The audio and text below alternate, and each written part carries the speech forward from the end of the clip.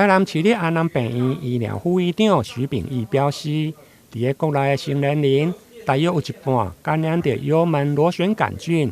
其中大约有2成会产生胃溃疡或者是十二指肠溃疡，甚至有1%会演变为胃癌或者是胃淋巴癌。在过去，台湾大多采用传统的标准3合疗法，但因为抗药性来增加，造成除菌率来下降。因此，安南病院甲高雄医学大学、高雄中嘉病院来合作，共同推出混合疗法，不但除菌率会用高达9.5%，而且研究的成果搁伫国际知名美国消化医学杂志来发表。在台湾治疗这个幽门螺旋杆菌的感染，很多的医师呢，他是使用传统的3合疗法。那传统的3合疗法呢，目前在过去除菌率还不错，但是最近这10多年来呢，因为细菌抗药性的一个增加，除菌率就明显的下降，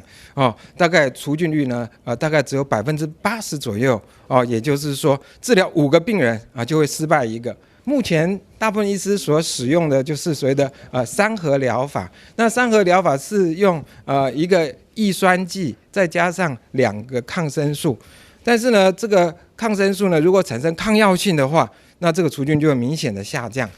那我们的这个混合疗法呢，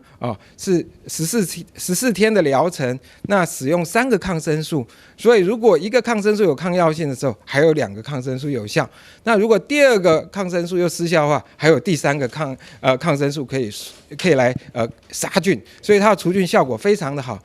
如果说病人能够按时吃药的话，除菌率大概有95%以上。会中共同研究的高医副校长吴登强，加高雄中嘉病院副院长蔡成之表示，混合疗法除菌的效果，目前已经成为美国消化医学会幽门螺旋杆菌的治疗准则，同时也是台湾幽门螺旋杆菌共识的第一线治疗建议处方。有了精准的除菌加混合疗法，